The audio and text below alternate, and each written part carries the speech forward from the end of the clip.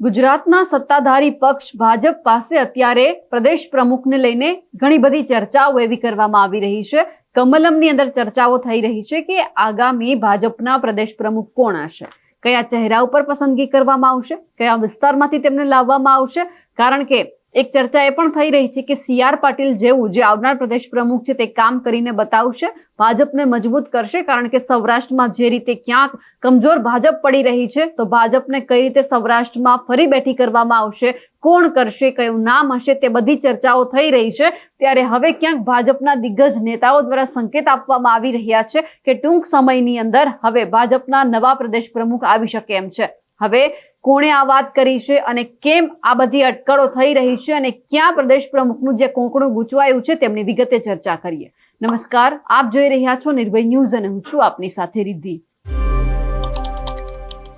ગુજરાતની અંદર છેલ્લા લાંબા સમયથી લગભગ આપણે 1-1.5 વર્ષ થઈ ગયું હશે કે ચર્ચા કરતા આવ્યા છીએ કે ભાજપના પ્રદેશ પ્રમુખ કોણ બનશે। કેટલી બધી વખત બેઠકો કરવામાં આવી, મોટા મોટા નેતાઓને બોલાવવામાં આવ્યા, બધા પાસેથી મંતવ્ય લેવામાં આવ્યા અને તેમ છતાં ક્યાંય પણ એ હજુ ભાજપને કે પછી લોકોને સમજાતું નથી કે કોને પસંદ કરવા અને કોની ઉપર પસંદગીનો કળશ ઢોળવો। કોણ છે CR પાટીલના અનુગામી બનશે, કોણ છે આ ભાજપનું કાંટાળો તાજ છે પહેરવા માટે સર્વસંમત સ્વીકાર્ય ગણવામાં આવશે। કારણ કે ભાજપમાં એવું છે કે શિસ્તની પાર્ટી કહેવાય છે, એટલે કે ભાજપ જે નામ પસંદ કરે એમના ઉપર પસંદગીનો કળશ ઢોળવાનો હોય છે, પછી કોઈ જ માથાકૂટ એમાં નથી હોતી। બીજા પક્ષોમાં આપણે જોયું છે કે જ્યારે કોઈક ઉપર પસંદગીનો કળશ ઢોળવામાં આવે છે એટલે નારાજગી 36 દિવસે આપણને દેખાઈ આવે છે કે આ પક્ષમાં નારાજગી છે લોકોને અને એમના નેતાઓને એવું લાગે છે કે મારે બનવું હતું, અમારા આ સમાજના નેતાને બનાવવાનો હતો પરંતુ ના બનાવવામાં આવ્યા એટલે નારાજગી હોય। પણ ભાજપમાં એવું કંઈ છે નહીં, ભાજપની અંદરથી સર્વસંમત સ્વીકાર્ય એક ચહેરો બહાર પાડવામાં આવે છે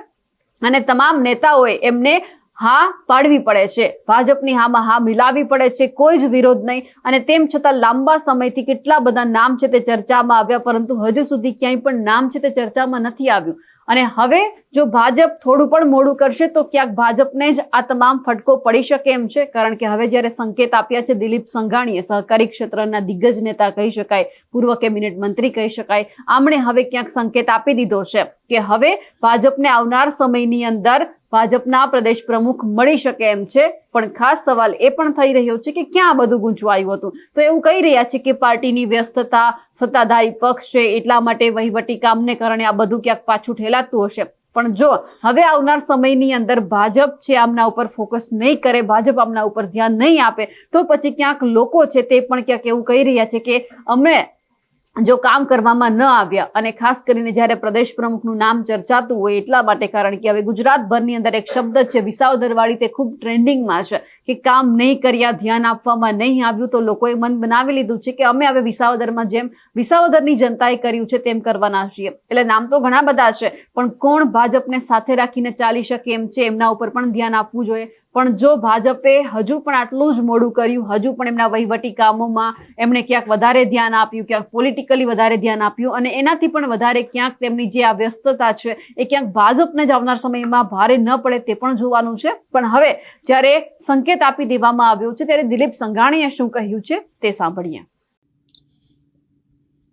મને લાગે છે કે ટૂંક સમયમાં જે રીતે સંકેતો મળી રહ્યા છે એ ભારતીય જનતા પાર્ટી આ રાજ્યના ભારતીય જનતા પાર્ટીના નવા અધ્યક્ષ આપશે એમાં કોઈ શંકાઓ નથી।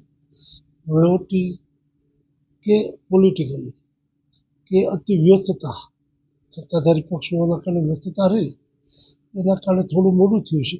પણ એના કારણે ભારતીય જનતા પાર્ટીને કોઈ હાલના તબક્કે નવી ચૂંટણીઓ નથી કોઈ જાતની, જેથી કરીને કાર્યકર્તાઓને ગુમરાહ થવું પડે। મને ભરોસો છે ટૂંક સમયમાં પાર્ટી આનો નિર્ણય કરશે। આપ સહકાર મંત્રી પણ બન્યા છો, સહકારિતા ક્ષેત્રે ગ્રોથ કામ કર્યું છે, ત્યારે સૌથી મહત્વનો મુદ્દો ગુજરાતનો એક માણસ શેરીની ચર્ચા અને ઘણા બધા નામ ચર્ચા પણ કરવામાં આવ્યા, તેમ છતાં હજુ પણ પસંદગીનો કળશ ઢોળવામાં નથી આવ્યો। પણ હવે જો દિલીપ સંઘાણીની વાત માનીએ અને જો એમના સંકેતોને આપણે માનીએ તો આગામી સમયમાં હવે ગુજરાતને ભાજપના નવા પ્રદેશ પ્રમુખ મળી શકે એમ છે। પરંતુ કોણ હશે એમને લઈને હજુ પણ કંઈ ફોલ પાડવામાં નથી આવી।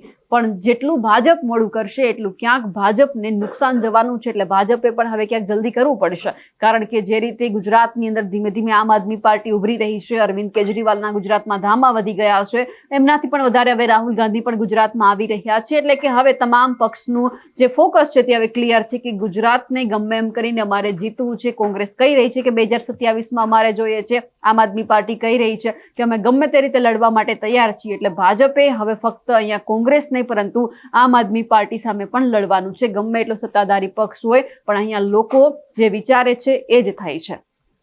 અમારા અહેવાલને લઈને આપનું શું માનવું છે અને જે સંકેતો અત્યારે મળી રહ્યા છે તેમને લઈને આપ શું માનો છો, કમેન્ટ કરીને ચોક્કસથી જણાવજો. સાથે જ અમારી નિર્ભય ન્યૂઝ ચેનલને લાઇક, શેર અને સબસ્ક્રાઇબ કરવાનું ભૂલશો નહીં. નમસ્કાર.